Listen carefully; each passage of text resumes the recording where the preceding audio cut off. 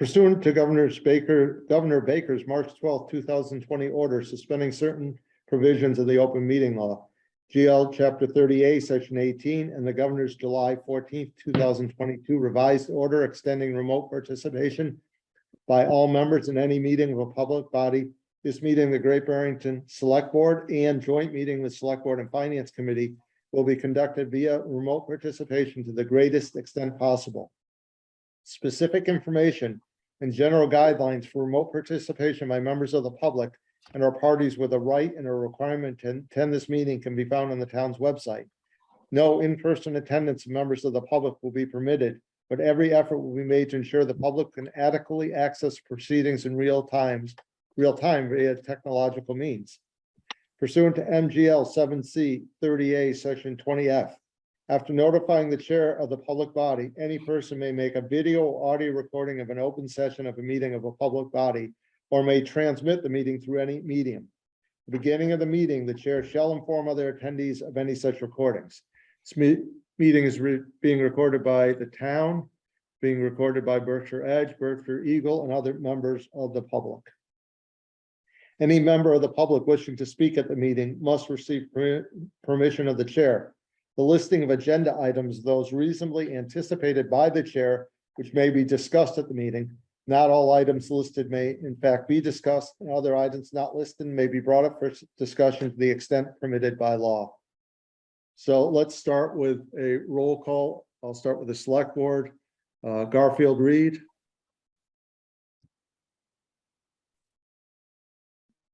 I'm here. Good. Eric Gabriel. Here. Ed Abrams. Here. Lee Davis. Here. And Steve Bannon here. So we are all here. Phil, do you want to go through your vote? Yes, a roll call of the Finance Committee. Ann? I'm here. Milena? Here. And it looks like Richard Geiler and Madonna Marr are on. Actually, Richard is trying to get on. He's having computer problems. So he just texted me that. So we have our quorum, so we could proceed.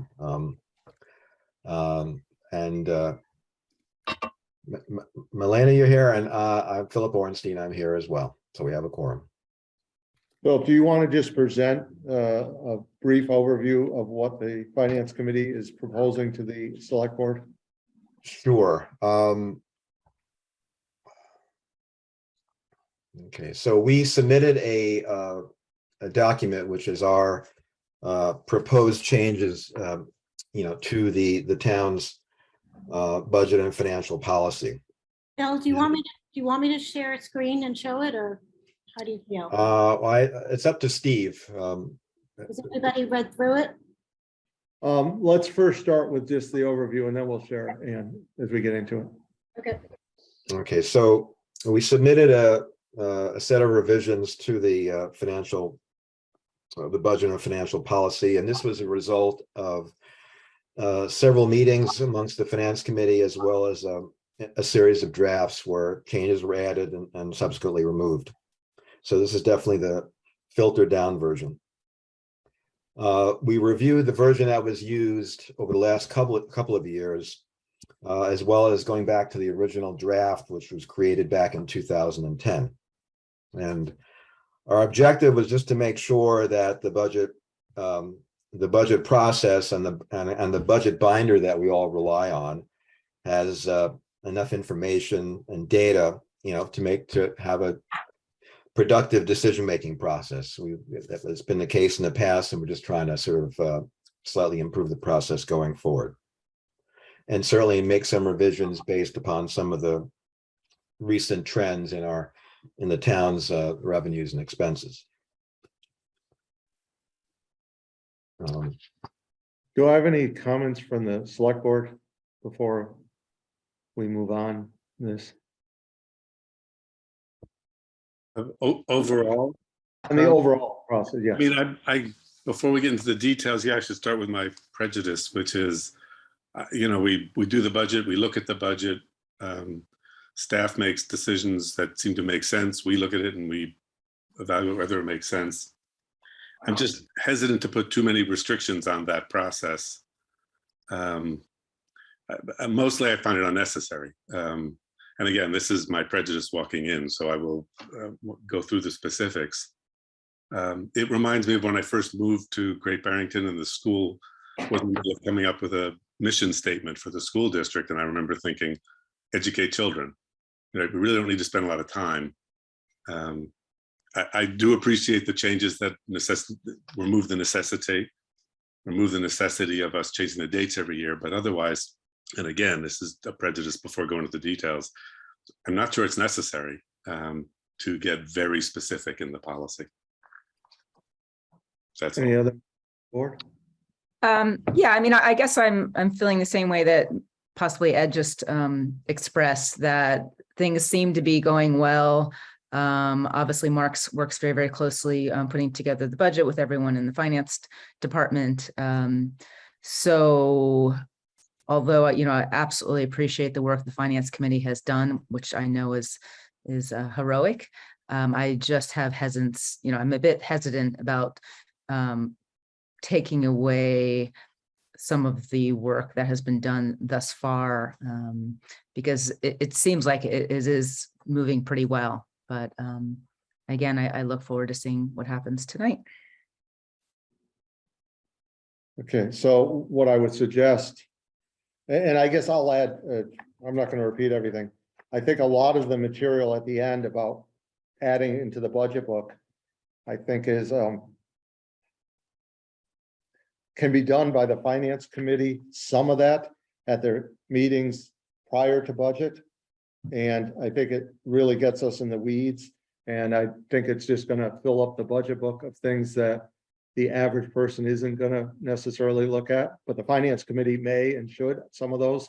And you could have pre-budget meetings with some of those, and that would make perfectly good sense. But that's just my take on it. So let's just do one page at a time. Strategic priorities. I'll take this one, support affordable housing. I don't think anyone's going to disagree with that one. So I'll take that one. It's an easy one. So Phil, the next one is financial management. You've taken out estimate available resources, including state. Well, that's just a duplicate bullet point that has been in there for a while. So I think we should all agree on that. Yeah. So free cash and reserves. Phil, you want to, or someone from the finance committee want to explain that, please? Sure. I think you know, just to take a step back, in the course of our review, we spent a fair amount of time with a very useful document, which was a financial policy manual that was put together for the town, and it says at the request of the select board, and it was published back in I think the spring of 2020, and it was prepared by the State Department of Revenue. It's about an 80-page document that covers a lot of the same topics that this document does, but in 80 pages. And I think it was very well put together, highly detailed, very informative. And, you know, some of the, you know, we'll give that document the credit for some of the comments that we're putting into here. You know, in the free cash and reserves, all of those 3 bullet points that we added there, those all come out of that state prepared document from June 2020. So, and, you know, I certainly take your comments on, you know, the changing the process and putting restraints on and specific numbers. And we'll obviously change it accordingly, but these are talking about objectives. So they use the word strive. There's no binding aspects to this. But again, to take a step back, I do think it's important, and the committee felt it was important to, at the very least, you know, look at some of these ratios and proportions and sort of factor that into our decision-making process. You know, when we talk about whether or not our reserves are sufficient or not, or whether our taxes are reasonable or not. I hear you don't want to get into the weeds, but I think it's useful to sort of benchmark those numbers a bit in order to make more informed comparisons as to whether or not our taxes are reasonable or are our reserves enough to, you know, provide for the future. And that's the idea behind these bullet points. And, you know, if we don't want to include those numbers, then we could do something a little bit softer than that. Ann and then Eric. Yeah, I guess, I think Phil brought this up at our meeting to discuss the policy, and I supported it because I thought my recollection was at the most recent budget meetings, we sort of talked about that at the end of the budget process, free cash hadn't been discussed and should be discussed. And so I thought it was important to sort of make sure that free cash is highlighted in the policy so that as we go into future budget meetings, we're not leaving the free cash discussion till the end. So that's why I think it is important to put something in there. Again, I agree with Phil. I don't think there needs to be numbers. We can change the wording to be more general, but I do think we should mention free cash in our policy. Eric. Yeah, I guess this might be exactly what Ann and Phil are talking about, but I also, at the end of last budget policy, we were talking about the community impact fee. And I know I was thinking that it should be that the amount that we have, I know it has to go into free cash, but I was thinking there should be like a line item or something separating it away from our actual free cash that we're free to spend how we want. And I think that would fall into this part, if I'm not mistaken, correct, Phil? Or I certainly agree with you. You know, we had the sorry, I've got a little bit of a cold, but later on, I think we just make some what I would view as administrative comments, just to include a lot of the data that you're referring to, Eric, and that came up, and as Ann said, that came up at the latter part of the budget process last year. Basically, you know, there's some big numbers attached to our cannabis related revenues and our free cash numbers, and how do we spend that? You know, big picture, are we putting that in reserves, or are we using that to reduce taxes that year? And that's a very meaningful conversation that sort of got pushed to the back end of the budget process. And we're just suggesting to the group that we sort of change the process a bit up front to make sure that everyone has the data up front and the information up front to make those same decisions that we made at the back end of the process last year. If you remember, Sue Carmel provided a 5-page PowerPoint about the cannabis revenue process, how much of the cannabis revenues, how does that feed into free cash, how much is the free cash going to reduce taxes versus going to some other things, you know, how much is the community impact fees, all those, you know, kind of big chunky numbers were discussed at the back end of the process. We're trying to bring that to the front burner a bit. Lee. If I can just add to it, and you know, Let's go. sorry, yeah. Next. Get her hand up. Yeah, thank you. Yeah, so I think this is absolutely a healthy discussion, and I do recognize that our free cash discussion was very very helpful last budget season. I get my big concern is tying the hands of the town manager and the finance director each year to something. You know, each budget season is unique. I think drawing attention to free cash is a very, very good idea, but I would, you know, probably want to shy away from specific percentages, knowing that each budget season is unique in itself, and that we have a finance director and a town manager that are closely looking at the budget each year. So I would probably suggest maybe keeping it more general and just, you know, flagging it that it is an issue that we should keep an eye on. Melina. Yeah, thanks. Sorry, I was jumping in. No problem. I would just say this. I mean, to me, frankly, and I'm new to the process, so you know, may have a little bit different point of view. But to me, that's totally a fundamental metric that you really need to think through when you are putting any kind of a budget together. I mean, that's really where it all starts strategically. So you know, I mean, I'm really very happy that it's being discussed here, because I really feel that if we kind of, you know, look at it after the fact, after the process, we are not doing the right job. So that's just my 5 cents, whatever 2 cents worth. Should Yeah, Ann thank you. share the screen so people could follow what we're talking about? Oh, yeah, we could do that. That's fine. Garfield, go right ahead. I just wanted to note that the community impact fund monies is actually used for things that are educational toward marijuana education and recovery, et cetera. So that's kind of have a already earmarked, if you will. I kind of hoped and thought that maybe it could be used otherwise, but I don't think that's the case. So part of the problem I'm having tonight is the more we go into this, we're doing it without a finance director. We have an interim finance director. And that makes it a lot more difficult for us to impose things without getting input from the people who are gonna hopefully actually do the budget. And one of the things that I think that we have to be clear about is that although the discussion about free cash came up at the end, that was built into the budget at the very beginning. So it wasn't like a surprise or a gotcha moment. We all knew it was there. I mean, Mark and Sue at the time used those numbers wisely. The other problem is still as a discussion, and I'm not versed in this, about the impact fee, whether that's part of free cash or whether that can be separated, depends who you listen to. So I think what I'm hearing though is that these three bullets, removing the percentage and just putting in a little more general statement are useful. I would agree, Steve. I think I certainly am fine to do that.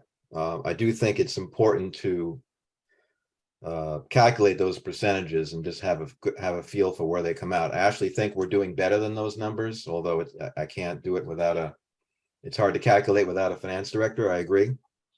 But I do think these are very useful numbers to look at. And, you know, the cannabis numbers are relative to our budget are big chunky numbers. And I think the better we all understand it, you know, I think the better off we'll be.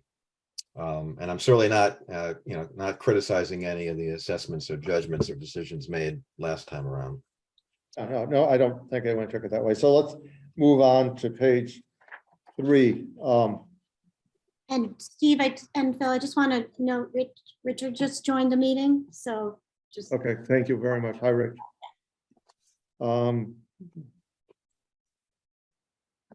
So I don't Page know. 3. Page, my question here, there's a note at the top about Community Preservation Act investments. That's out of my league, whether that belongs in the budget book or is just completely separate, because that money is not part of the town budget. It's a separate, completely separate line. Mark, do you have any comments on that? No, I agree. I also, as I reviewed this, took some notes, and I think timing may be an issue as well. Yeah, because we have no say, it's a town meeting vote on, and the CPC who have the say on this. So I'm not sure it belongs in the budget book. I would ask that we just do more research on that and come back. I would go further and say, you know, we make a point every year of explaining to people that whether they vote yes or no on CPA funding doesn't affect the budget. So I'd be afraid of confusing people who aren't aware of that if we put it in there. You know, if I may, I take your point, and we do understand that it's not technically part of the town budget. What I would say, what I think we said, or what we discussed, is that if part of the discussion is evaluating whether or not the tax burden on the town's residents is reasonable. And the reality is that this is a surcharge on our tax bills, and we pay that. So I think that particular point is useful to include in the budget discussion. And I take all the other points and I agree with them. I'm not sure it is useful because if I remember correctly, it would take a town meeting vote to take us out of community preservation. And I think it's every 5 years, and don't hold me to that. I think that's a much larger discussion that would be outside of any budget. Yeah, I hear you, but I don't think that, I mean, let me just make sure that I've communicated that. I don't think we're at all contemplating terminating this or advocating, you know, some type of termination of the Community Preservation Act process and the surcharge. the point I'm trying to make awkwardly is that if we're evaluating whether or not our tax burden to our residents is reasonable, as the policy says, you know, that the surcharge that our residents pay for this particular program, I think should be part of that, or included in the math that we consider. Go ahead, Lee. Yeah, well, to Ed's point, I think we might run into some dangerous territory of confusing our citizens rather than really helping them clarify this surcharge, because it is two separate policies that we're talking about. It's two separate streams, and the CPC has their own way about going deciding the awards, and as we know, it's decided through town meeting. So I think that anyone that's interested in, you know, the CPC can certainly join in on the committee hearings, and when town meeting is completed, then, you know, the awards are known. But I just think we run in some dangerous territory of confusing the two separate budgets. Anyone else on this topic? So I hear 3 select board members not wanting that in there. I haven't heard from Eric or from Garfield, but that's still a majority. Yeah, Yes, Garfield. can I just clarify something? Sorry, Steve, if I'm interrupting, but so is the CPC funding included in the calculation of the tax rate for a given year, or it's not? Mark, can you clarify that? And I just realized we don't have a finance person, so. Right. Yeah, I'm sorry. I don't want to give you Okay. I don't want to give you the wrong advice. So I'd rather hold and get back to you on that if you don't mind. Okay. Eric? Yeah, I guess I was gonna ask a similar question. The CPC funding is a set, as Phil would say, surcharge, right? So it's just a set percentage that doesn't fluctuate every year based off of home values, which do fluctuate every year. Yes. That's mine. My suggestion on this would be, we're gonna make changes. We already have made changes. That we come back to this when we get a little more clarification. When we get either, unfortunately, Chris tonight, who runs the committee, so he would have the answer. Lauren is not here, and this is not our expertise, so we could speak on it, but we may make an error. Lee, go ahead. Well, just speaking to that, you know, because we're in between finance directors, I mean, is this something, before we go any deeper, that we might want to hold until we have someone on staff? Because I just worry about we're going down a slippery slope, and we might just be wasting everyone's time, because there might be other questions that come up that we might give the wrong direction towards, that this person might be of help. I hear your point there. My take on that is that this is a policy, and that we, I believe we should try to finalize the policy amongst this group tonight and then move on. The policy again, I think we'll be all ears to listening to the new finance director whenever him or her is hired, and factor in the changes that person wants to make.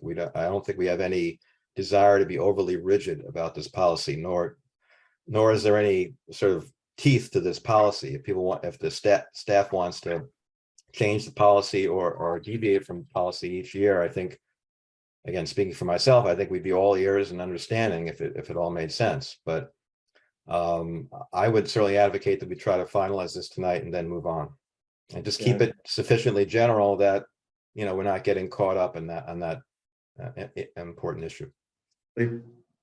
Well, to answer that, I would personally feel more comfortable having someone that's an expert in this, that will be working very closely with Mark, presenting the budget. And you know, without this person present, I do not feel like I have the expertise. I have a lot of questions that I really think the finance director should be answering. So I don't feel comfortable moving on, but I'll, you know, whatever this committee and board feels. So I'm sorry, so you're not comfortable voting on a finance policy and budget? Well, policy? just not having this person in the room, there's specific questions that I think might come up that I would feel more comfortable having Mark and this person let us, tell us what this entails, this change, or having this information, or having these guide rails, what this actually means, because it does seem pretty substantial. And I just, not having this person present, it just makes me a bit wary. But, Mark or anyone else, if anyone wants to speak up to that. Garfield, go ahead. Yes, I think I might agree with Phil to some degree that I think even though we do not have a financial person on board, that financial person is going to come on board. Most likely they're going to be raw, so they're going to need time. So let's give them something to work with, some information to feed off, and they can get some background and dive into it a little quicker than just coming raw and waiting for them to give us some answers when they're just coming on board. So I think maybe we should indeed make a decision. If we're going to vote on this tonight, my own opinion is that we need to keep it as general as possible. And I would actually prefer just to rubber stamp last year's, because I didn't think it was too bad until we get expert advice. But I definitely will not support one that has the CPA in it, because I think it's a slippery slope. I don't think we should have it in there, and I'd love to hear. I just don't want to vote on it tonight just for the sake of getting it done if we're going to make a mistake. Procedurally, yeah, also, there's the portions we've agreed on, we still have to rewrite. Right. The whole free cash thing doesn't exist yet. We just sort of agreed in principle. And I don't know if all of us sitting here is the time to do that, as opposed to coming back to us. You know how much I hate wordsmithing among 20 people or 15 people, so. 10 tonight, actually. So I think we're kind of at a standstill on the CPA. And the next part, I'm going to tell you that page 4, which is the reports. These may all be fine reports. I am not comfortable asking a finance director to provide these reports until we know what it entails and whether these reports really need to be in our budget book. I just think there's way too much here. I think it's something, as I said at the beginning, the finance committee can do prior to the budget. We can ask for some of these. But I think in my mind, unless I hear otherwise from our new finance director, I don't know these are all necessary. And I don't know what burden it will put on staff. So that concerns me. Well, I would make a motion of, I'll have a motion here. I think that we could, I'm very receptive to making the free cash bullets much more general, taking out the specific guidelines there. And I'm amenable to removing the Community Preservation Act reference there. I hear your concerns. With respect to the 4th page and the changes to what's included in the book, obviously we think it's appropriate to make those changes, to just to add a bit of additional information to the binder. It's a policy decision. If the new finance director feels this does not make sense, then again, speaking for myself, I'd be more than happy to work with that person and figure out what does make sense as they put together the binder for the first time, which will obviously be a challenge. But I think obviously from a policy point of view, we thought that the additions to the binder on the 4th page made sense. And I understand, Phil, and respect that.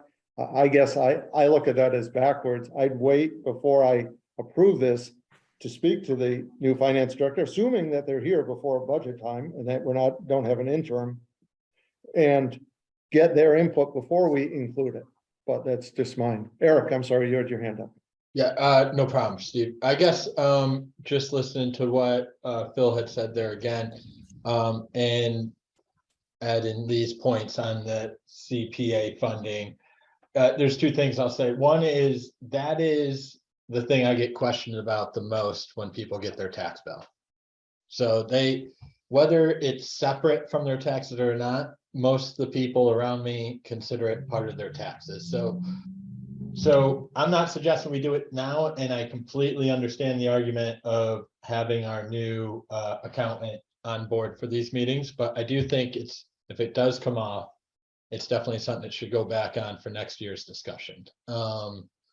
Because, like they said, the finance, it is, at the end of the day, people take it as part of the taxes they're paying, and whether it gets offset by, some reductions in other parts of the budget to, make people able to still afford their taxes here. I think that should be part of the finance committee's responsibility to consider just that fee while setting the budget. Not that they can alter it or anything else, but I just think it should be in part of the mix, that's all. So I agree with Phil of taking it off, but I would like to have it back up for discussion at some point. Thank you. Yeah, go ahead. Yeah, I think it sounds like we're sort of debating really whether or not we should do anything before the new finance person comes on, or just wait. And then my other question, and I guess this might be more for Mark, we keep referring to a finance director, but it's not a finance director position. It's a town accountant, financial services coordinator. And does that make a difference?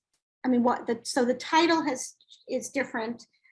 Is this a person who is involved in the way that our previous finance director was in sort of recommending policy and procedures? So real briefly, without getting into a lot of details, a finance director would be responsible for the oversight of the treasurer collector's office and the assessor's office. In this case, we do not have that structure in place. That requires a town meeting vote to put a finance director title and position in place. So we've advertised the position as an accountant / financial coordinator. So they are responsible, and this is built into the job description, for assisting me with developing the budget. Okay, so it is pretty similar to the way it's been in the past, except for internal oversight at town hall. That's correct. Okay. So I guess the question is, should we do things now? I mean, part of the reason we are bringing this, and I have to give Phil credit on this, because when I was chair, it was always at the last minute, sometimes it's far too last minute. But we're doing this well in advance of the budget season, but now we find ourselves in this situation that we don't have a financial services coordinator. So I guess I'm just wondering what the select board thinks is the best timeline for all of this.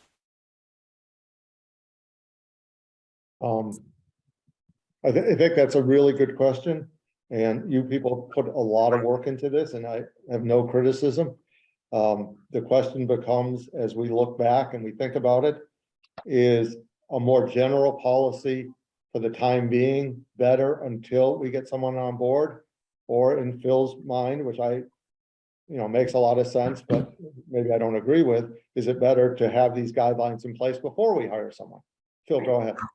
Yeah, I hear you there. I think I wouldn't call this, well, again, I guess we're gonna get stuck a little bit in our language a bit. I don't look at these as guidelines. There's no teeth to this document. It doesn't force anyone to do anything. I think the idea is what, when it was put together, and Steve, you know this better than I do, of course. I think it was just put together as a roadmap for the budget process to try to help people understand how it works and what should be in the binder and what should not be in the binder. And so it doesn't prevent the town or this group from doing something different from the policy. That's my take. I view all the changes on page 4 as simply suggestions at the end of the day to the new finance director on what would be put into the binder to make the process in my mind, be a little more comprehensive and to allow people to come to conclusions based on having the data in front of them. It doesn't force anyone to do anything, in my humble opinion. So that's why I would prefer to go with what we recommend with the changes that I noted, and just will, hopefully I will be delighted that if we have a new finance person who tells us that they know what to do and we're wrong and they're going to do it differently. But at the end of the day, they'll have more experience and knowledge about the process. Lee, then Garfield. Yeah. So Phil, one idea I thought was that, if we were to go ahead with the current policy and take these notes and have, if you were to have a meeting or bring Ann, or Ann wanted to meet with the new finance director, once they have the title, just to go over these and maybe just work with this person to say, hey, this is doable. This won't take, a huge amount of time, just to have that conversation, because ultimately this is the person that's going to be responsible coming up with the information. So, my suggestion is to go ahead with the policy we have, but, have a discussion with the new finance director when they come on board and bring these guidelines, as you say, to them, and maybe work with them directly and get a sense, what will the staff time be? Is this helpful? Is this something they were going to do possibly anyways, rather than just going ahead and, passing a new policy without this person's input. So I guess my vote would be to go ahead with the current policy, but then arrange a meeting with the new director so that these guidelines, which are very, very helpful and well done, could be discussed directly with this person. Garfield. Yes, I think that I kind of agree again with Phil, and it probably doesn't have any teeth. I think the people that are on this board, I will not take any credit for it, but I think there's some people with some smarts here and pretty much know what they're talking about. And I think we could at the very least outline something. And of course, this person can come in and make changes, agree or not. But I think there's some intelligent folks here, and I think we should make some decisions. They don't have to be binding, but it's not bad to have someone come in and say, look, this is what we're doing. This is where we are. This is what we're thinking about. And we'd like your opinion. What do you think? Which is somewhat what Lee is saying as well. But I disagree with Phil on is, I guess, for as long as I've done things, when something says policy, and if I was working for the town of Great Barrington and it said it was our policy, I darn well sure would follow it to the letter. Now, these boards, these very reasonable people on my screen tonight may say, yeah, you're right. We didn't mean it that way, we meant another way. But another elected board may say, man, you were hired to do this job and you're not following our policies. So I get a little nervous when we say they're policies, but we're pretty flexible. Either they're policies or they're not policies. But I don't want to put anyone, Mark, Chris, the new town accountant, into a position of saying, well, I ignored that because you said it wasn't important for me to follow it. Because I think we're just leading ourselves into trouble with that. I think we're going around and around here, and I think we should move on. Thank you, Garfield. Ann. Yeah, I'm wondering, and I do appreciate that. I agree with you that having a policy that isn't a policy makes me anxious as well. I'm wondering about the parts about the historical financials, possibly CPA, although I'm open to that might be going down, make things unclear. But I wonder about these on page 4, these additional reports. We sort of say the following reports may be requested by the finance committee and or select board during the budget season if deemed necessary. And that's what we say. So we might ask, and again, it allows the person to negotiate that in my mind a little bit. I would concur. Lee, go ahead. What about inviting this new finance director, accountant to the meeting once they've been hired and they have, their feet on the ground to discuss this policy draft. And just, that might be kind of a good way to begin the conversation and say, well, this is, we're just to open up the discussion directly with this person. So I'm just trying to find a way that, that they hear directly your concerns and the reasons why you're suggesting this or asking for this, rather than it comes from, a document that's settled right here and they're presented on day one. So again, I guess I'm going back to my suggestion of moving forward with the current policy, but then making sure that this new director stops in and comes to a finance committee meeting, and that this is on the agenda, and then you can have a kind of a one-on-one with this new director and get your questions answered, and obviously have Mark and Chris there. So just one thought. Melina, and then we're gonna have a motion of some sort. Yeah, so my question is, where is the hiring, what is the hiring timetable? I mean, do we have a strong candidate that's ready to come on board?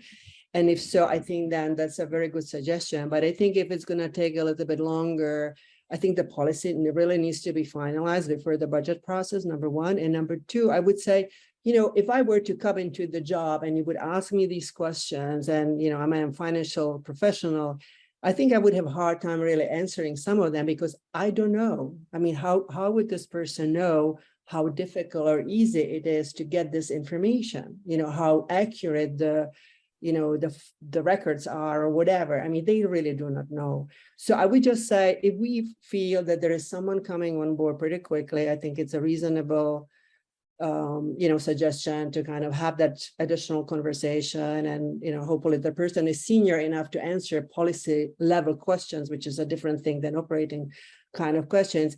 And if not, I think we just need to make a decision and move on. I mean, one way or the other. And I think if people don't feel comfortable putting the additional burden, and I understand it, because you're going to get a new person, they are going to be so busy with lots of things, to ask them to do more might not be the right thing.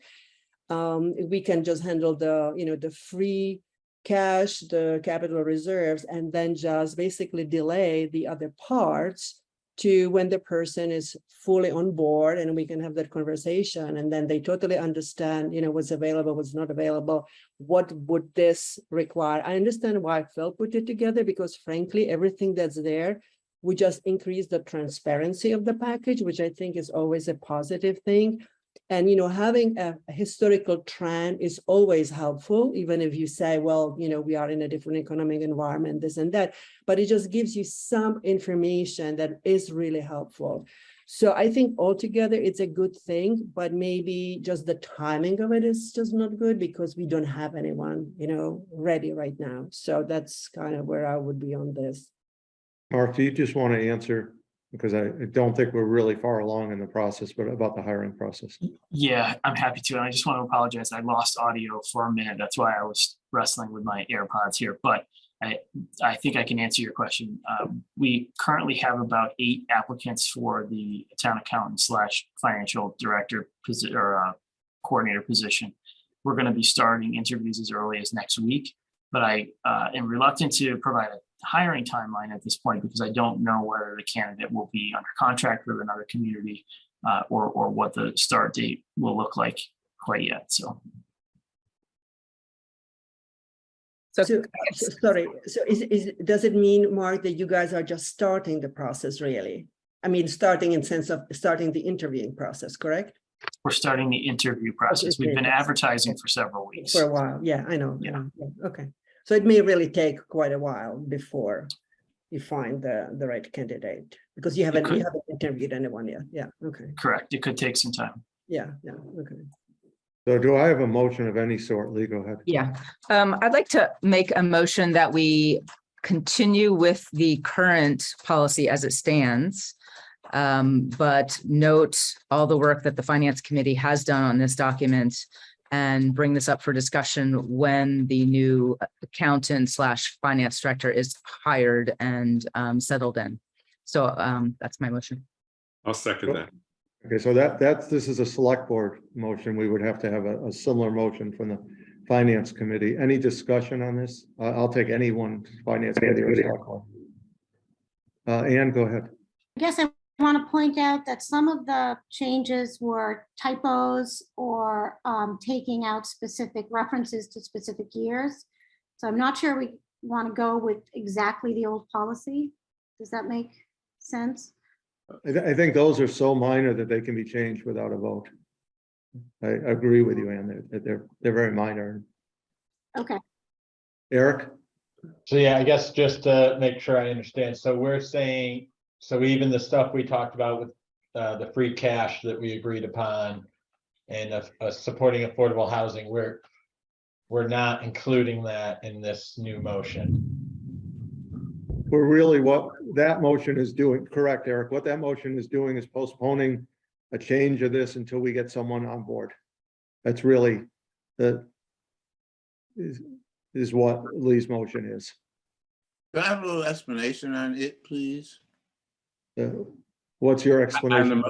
Well, I'm looking to find out when Lee says the taking into consideration, what do you actually mean? Just to recognize the work that the Finance Committee has done and not to dismiss it, but to make it something that could be brought up with the finance director at a later time, but to continue, to continue with using the current policy as it stands. So all I'm saying is not to dismiss this, that these are points that should be taken up, but that currently we should continue with the policy that as it stands. So all I'm saying is not to dismiss what they've said, but just to go ahead with the current policy. Melina? Well, So I somehow misunderstood. I thought that we agreed on that one point that it was doable, and which was the free cash and reserves. And I You would think have to get that rewritten just so I can. right. But I think I just want to make sure that this is something that was acceptable to everyone, because that was at least my understanding from the discussion. Maybe it needs to be rewarded and make it a little more general, but I think that that is an important point. And in a way, to me, it's saying that's something that really the budget process will benefit from, regardless who's going to come on board. This is just kind of a fundamental piece of the budget process. So We saw nods of the head, no one objected, but we didn't vote on it. right. well, I didn't say. And we don't, I just do want to say, we don't have a wording, so we'd be voting on it as a general principle to include in the policy, but we don't have a wording at this point. I don't think we could vote on it tonight, and we're not planning to wordsmith. We've already taken more time than Garfield wants, so. Absolutely. So I have a motion and I have a second for the select board. So I'm gonna take a vote on this. But As hold long- on, I didn't get it. I don't feel like I got things explained, and or I wanted to a little further explanation on Lee saying that we're considering it. Does that mean we're not actually going to use anything that they said in writing, and we're just going to say, let's do what we have now, but hey, these guys have some great ideas, but we're not going to really talk about them? I'm a little, I personally feel that we should indeed, that's how I feel. And I guess, so I wanted to make sure when I vote, I'm voting the correct way. But I think it should be more than just like, hey, these guys had some ideas. I think they need to be actually maybe more than just noticed, but included. I think they were included, and let me try to explain it. I think what Lee is saying is we continue with the current budget policy until someone's on board. And we don't say we're putting this off to next year, or we're summarily dismissing everything the finance committee did, because as Melina said, we didn't vote, but I think everyone thought that the free cash should be included in there. Of course, the support affordable housing should be in there, but let's just put this off and see when we hire someone if we can have a really good discussion with that person. Not happy with that. Well, you can vote no. It's no one will be upset Correct. with you. Absolutely. It's democracy. Absolutely. Melina, is your hand still up? No, sorry. Okay, Ann, go ahead. Yeah, I guess I'm just wondering, and I'm not sure how my fellow committee members will feel about this, but we have a finance committee meeting tomorrow. What if we take the feedback from the select board tonight, go back and look at what we've proposed, and then we can vote on that, and then send it to you all for your next select board meeting. And hopefully we'll have submitted something that you feel more comfortable with. Forgive me for a memory lapse, but is it on your agenda? Oh. I Good don't point. remember. I read it this It's morning. not. It's No, no. not. Good Yeah. point. Good- Well, but no, let me take another flavor of that. I think we've started this process earlier than usual, so we have a little more time. What I would propose, I think one point last point is I hear all the comments relating to what I would view as the policy portion of the document, roughly the first page and a half. And I'm fine with those changes. All the other changes, the way I read the document, relate to the budget preparation process. And it really relates to mostly the table of contents in the budget binder. So we can take a stab at factoring in this conversation and bringing it back as appropriate based on schedules and agenda. Factoring in your feedback on the policy portion and factoring in the views that we have as to as an aspirational document, what should be included in the budget binder discussion information exchange process. And we feel that I think it's important to kind of put something on paper that we agree is our objective in terms of the process. And we could change that going forward. And that's distinct from the policy point, which I totally hear Steve's point on. So- Hopefully that makes sense. I just don't know why we cannot, as was being said, that I don't know. I just think it all can be included, and what they don't want, they don't want. I mean, I don't see what the problem is here. We don't want to. We want to have the same old budget, but we don't seem like we want to. I know you said we want to notice or that their opinion, but I think this is the finance committee. I think they have some idea what they're talking about, and I think it's not going to hurt if this is in there with the rest of the policy or what we're going to present to this person that's going to have that said job. They can make that decision. We're not finance people necessarily in the select board.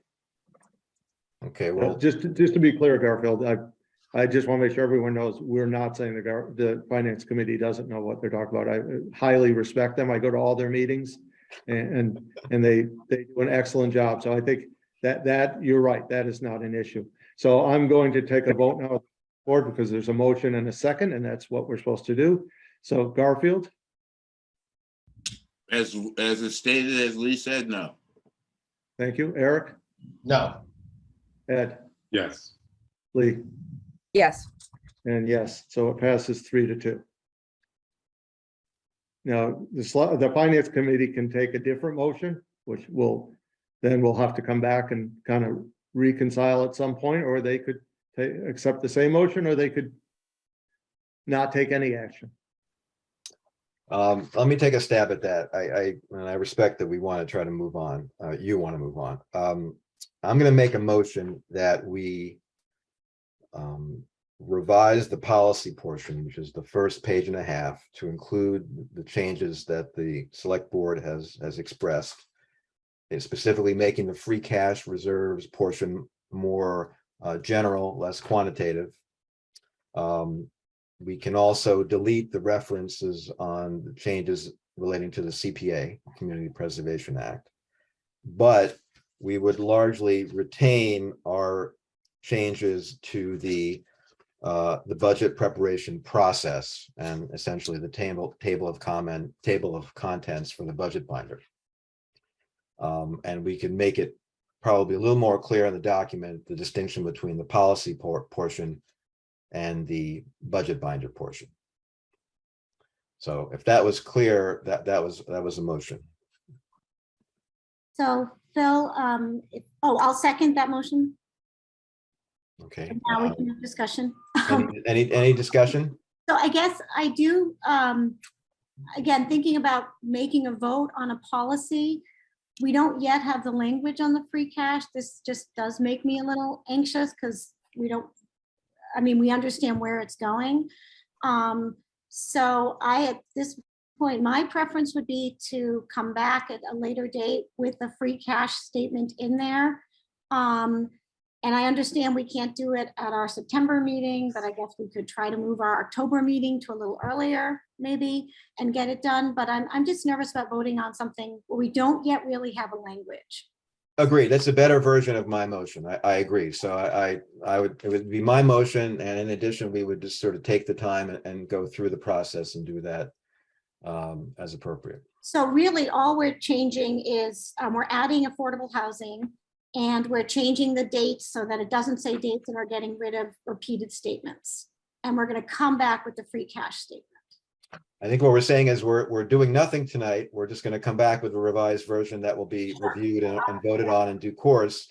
But that revised version would look like hopefully what I described, if that made any sense. So I think this would be then a new motion then to table this or continue this discussion at upcoming finance committee meetings.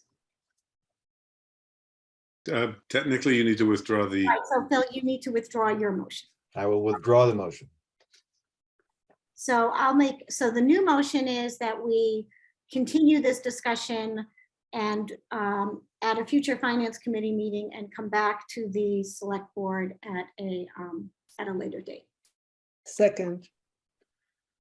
Okay, and any discussion? I'll just make the one point that just to go back to the beginning of the story is that we're not speaking for myself, and I believe our committees, we're not very comfortable with just approving the old version of the policy, and that's sort of how this all started. But we have a roll call vote and the finance committee on the motion. Anne? Aye. Milena? Aye. Richard? You're on mute. Okay. and I'm aye as well. So we go Okay, back. so to the select board. any citizen speak concerning the last hour? And while I'm at it, there are 10 panelists and 22 attendees. Seeing none, Finance Committee, if you would, take a vote to adjourn. And I'm saying that in the nicest possible way. I'll make a motion that the finance committee adjourn. I approve that motion. Milena, Aye. Richard? And Anne? Aye. Okay, thank you. Thank you very much, everyone. Okay. Thank you. Thank you. Okay, I will call the regular meeting. Select Board's announcements and statements. Garfield? You need to demote me. Nothing. Thank you. Eric? Nothing at this time. Thank you. Ed? Yeah, I will try to make this quick, but I don't mean for it to be quick, which is, can we start talking about housing as a board? You know, it's one of our priorities. Several months ago, I gave a list of suggested things that we could do as a town. The planning board has given us a list. Bill Cook just sent us a letter. James Garzon, who is on here, has sent us a letter with suggestions. You know, I don't know what our plan is when we're going to take this up. So I'm just asking that this get on our agenda. And I'm not trying to put anyone on the spot tonight, but Oh, that's fine. our agenda soon to start talking about, you know, staff's availability to work on some of this stuff and to move this forward. Yeah, and I'm not debating you at all, so don't get this wrong. I think one of my problems with this is figuring out what board is doing what, and I think it's a good idea that we talk about it. Okay, yeah, thank you. Lee?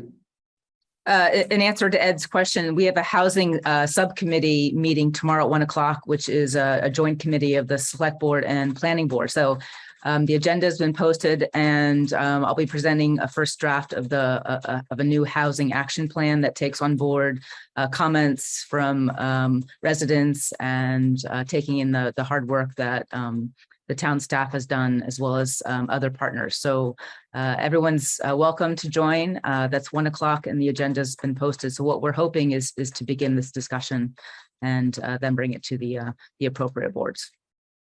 Thank you. Town managers report, Mark? Thanks, Steve. Can everyone hear me all right? Yes. Right. Okay. I sometimes have some issues with these, so nothing significant to report this evening since my update last week relative to Houston Waterworks. I'm still working on a public statement with our attorney, and we'll be sharing that very soon. In the meantime, we're working on exploring a number of different temporary relief measures and seeking the funding to cover those expenses. So that's all I have for this evening. I guess the only other thing that I wanted to add, though, real quickly, is that I'd like to see the select board move to a hybrid meeting format at our next meeting, if everyone's comfortable with that. We did a trial run with the Parks Commission last week, and it went very smoothly. So if any select board members are comfortable for our meeting in October, first meeting in October, join me at the table and we'll go through the technology. We'll keep working on it. It worked. It did, as Mark said, it worked well for Parks. Moving ahead, public hearings. This is a continuation from July 11th, a special permit application from Southern Berkshire Chamber of Commerce, Betsy Andrus, Executive Director, for a new construction in the Village Center Overlay District. Work includes replacing the existing visitor booth at approximately 362 Main Street in Barrington with a new larger building in the same location and a parking waiver.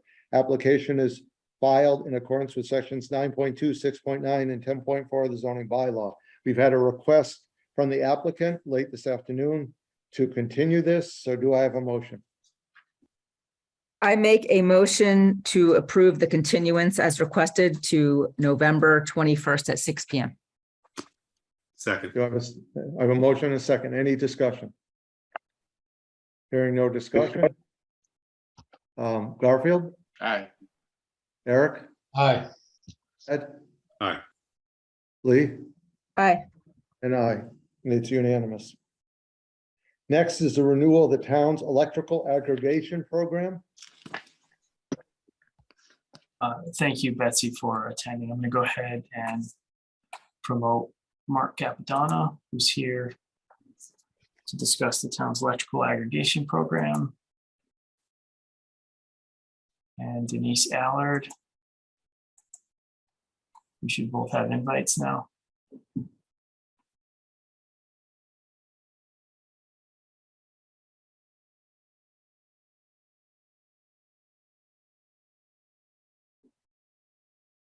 There we go.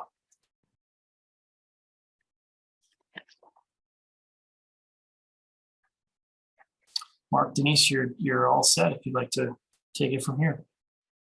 Good evening, Mark Capadona, Colonial Power, 5 Mount Royal Ave, Marlborough, Mass. Denise Allard, also with Colonial Power Group. Tonight, we're here to talk to you about the municipal aggregation program for the town of Great Barrington. What we're speaking about is the supply portion of your electricity bill, which would be your national grid utility bill in Great Barrington. Currently, the town has been in a 3-year program with a company called Next Era.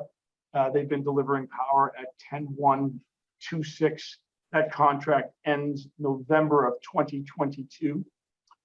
I'm not sure if everyone is completely tuned in, but the current war in Ukraine has affected electricity bills, especially in ISO New England. I'll give you a quick explanation why. We have a natural gas capacity issue. So in the wintertime, we have a difficult time with the amount of capacity we have in the natural gas capacity in the pipeline. We have a difficult time heating out all the homes and generating enough electricity. Over the last 10 years, we've done a great job cleaning up the grid. And what that means, we've taken coal and oil, those generation facilities offline, but we've replaced them with combined cycle natural gas plants, which has further exacerbated the problem over the last 10 years. Now, a much cleaner grid, the problem is it creates a problem. So how do we fix that problem? In ISO New England, we get LNG and we backfill the system with LNG from an Everett, and we take liquefied natural gas, regasify it, and put it into the system that way. Where the tremendous demand is in the wintertime, on the other side of the state, Boston, Cambridge, so forth and so on. So that's how we fill that. The bad news our friend Mr. Putin has cut off Europe from Nord Stream 1, how they get their gas. So how are they backfilling their system? Liquefied natural gas, and they're willing to pay any price for it. So what used to cost, Europe and us around $27 an MMBTU now costs in Europe $277 an MMBTU. So as you can see, that's going to be the driver this coming winter for energy prices until we start to get some normalcy back in the what I'll call the world LNG markets. Why don't we get LNG? We're sitting on a sea of natural gas. Why don't we get LNG from Louisiana? Right outside Henry Hub. Unfortunately, there's a thing called the Jones Act, and that does not allow any ship to take fuel or any goods from, unless it's a ship that's built and manned in the United States. That was kind of to help the merchant marines make sure there's shipbuilding here in the United States. So no goods and services can be taken from a foreign ship and delivered somewhere else in the United States. Has anyone built a ship, right? Why don't we all build an LNG ship and let's start doing that? Well, unfortunately, to build a ship in the United States, it costs around $330 million. To build a ship outside the United States, around $113 million. So as you can see, there are no ships and there won't be any ships built in the near future. So this was all a prelude to what's coming. The town has signed a new contract with a new supplier, and the rates are very high. Dynegy is going to be the supplier, and the rates will be 22.203. Now, I say that with, they're going to be high, but I believe National Grid's basic service rate will at least be 3 or 4 cents higher than that rate that I just explained. Again, that rate is 0.22203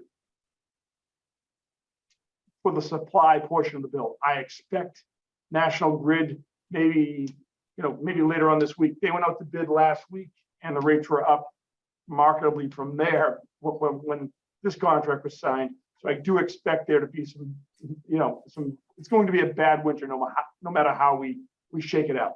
I just wanted to let people know that, from an economic standpoint, I'm here to answer questions you might have, things that you're wondering about electricity markets, aggregation markets, so forth and so on. So just to be clear, you haven't touched on it, but we're setting the rates because they're lower than National Grid, or we hope they are, and that people who don't want to go with our rates can opt out. That is exact. There's a free opt out at any time. All the town is doing is bringing a choice. I just want to state that everyone is in this program unless they opted out, but anyone can opt out of this program at any time in the future, get back into it without fear or penalty. Can I just want to clarify? I believe what we ask, which is what we ask every year, is for you to find us the least expensive green energy that's out there. And in this case, the green energy is less expensive than the National Grid. I believe that will be the case. As soon as we get the rates, we'll be sending those along to Mark so that he can distribute. Right. So there isn't a good news option. We've got the least bad news option. Good way. Unfortunately, that's a correct statement, Mr. Eden. Anyone else? So I guess the big question is, how much is it going to affect, my wallet? And is there any sense on the average citizen? Can you give us a sense of what it might mean? So I just want to make sure that I have this clear for you. Are you asking, Ms. Davis, the difference between the current rate and the new rate? Yes. So on the supply portion of your bill, which is just about 45%, it's going to double from 10 cents to 22. So your supply portion of your bill, let's just say it was $100. It's normally around $40 to $5 for supply.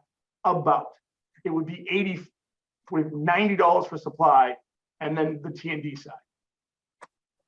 And to be clear, this is going to happen whether we were in the electrical aggregation or not, and we're at least keeping it as low as we can.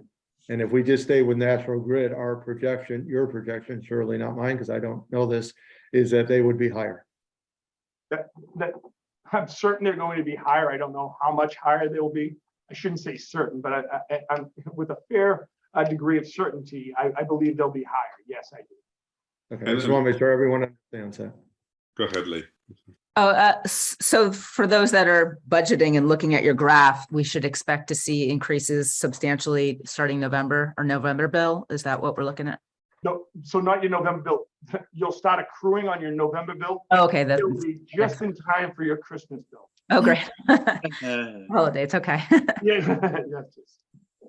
Anyone And have you- any other questions? Yes, go ahead. There's an option of a 1 year or a 2 year, and the rates were similar, but your suggestion is that 1 year would make more sense because I personally believe at these rates, we're gonna see demand destruction and people will use electricity driving down prices. I don't want to buy at these lofty levels for any longer than we needed to.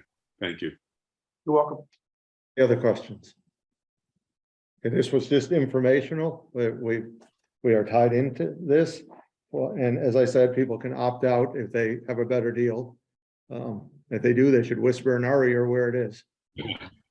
And Mr. Bannon, I just wanted to make one other note. Mark has asked that we send out a postcard to all the participating consumers. And Denise, you might be able to give us some timing around that. I just want to make sure I have that right.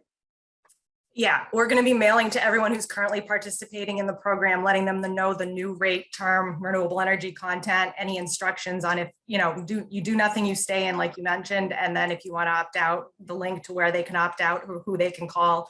We'll also have our phone number on in case they have any questions about the market or the rate. So it'll be a 6x11 postcard on cardstock in color.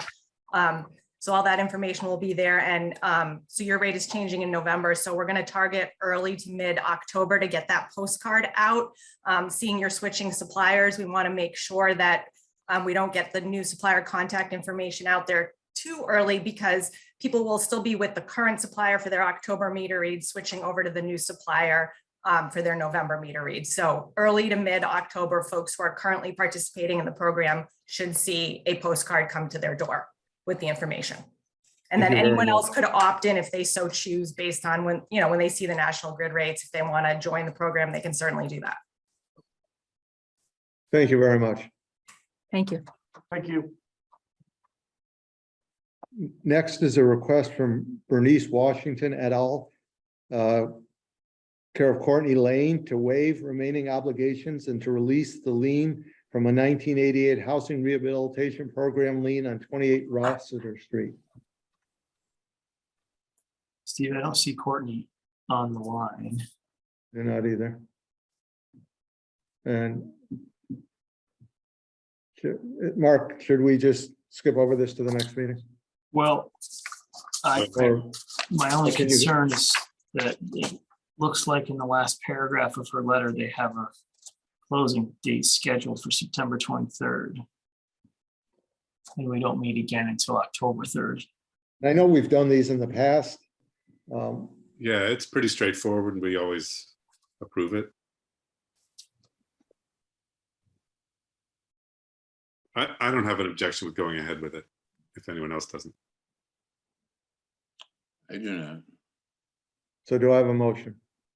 I make a motion that the select board releases, votes to release $13,250 lien on 28 Rossiter Street since the goal of the original grant was met. Second, Any discussion? Roll call vote, Garfield, Aye. Eric, Aye. Ed, aye. Lee. Aye. It's unanimous. And next is review and comment to the building inspector per section 9.3.11 of the zoning bylaw regarding notification from SBA Communications to make upgrades to the existing wireless telecommunications facilities at 425 Stockbridge Road. Steve, we do have someone here to represent Elizabeth Jameson. I'm just promoting her now. Good, thank you.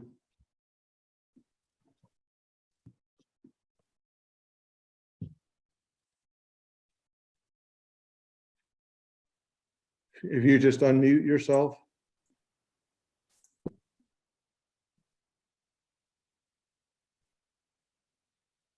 Yeah, just unmute yourself now, please.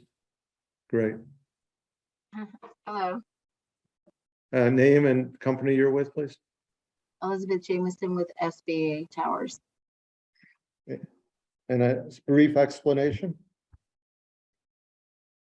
T-Mobile is doing an antenna upgrade that's going to involve swapping out 6 antennas and adding 3 to their existing platform at the 155-foot rad center of the existing tower. There'll be some equipment changes within the shelter that involve switching out of cabinets, 2 cabinets. The new antennas will require new mounts, and it's all on the same platform.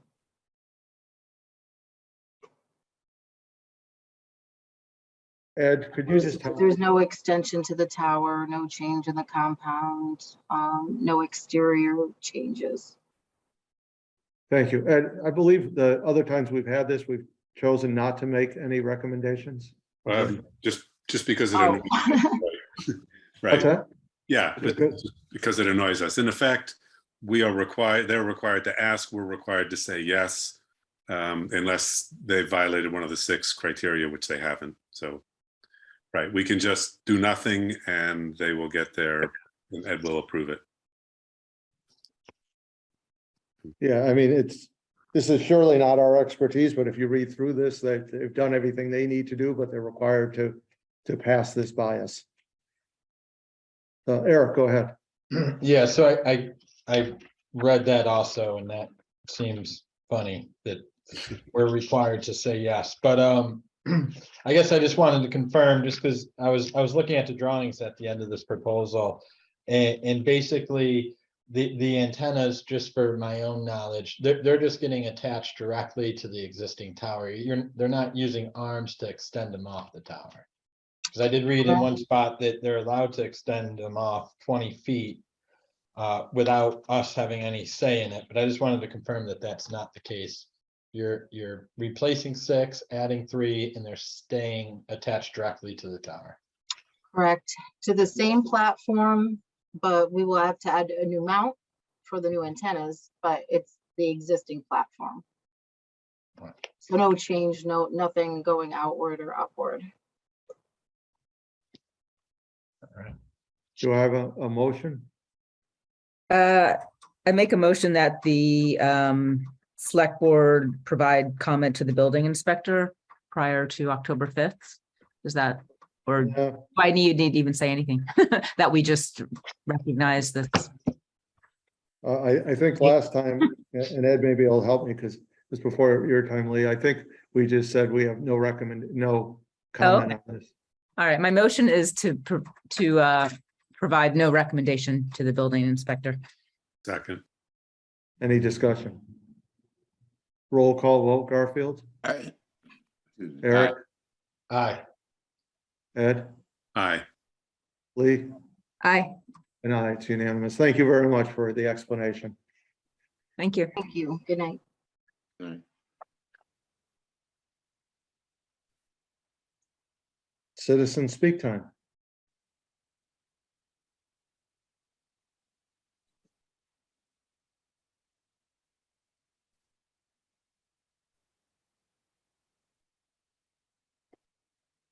Select board's time.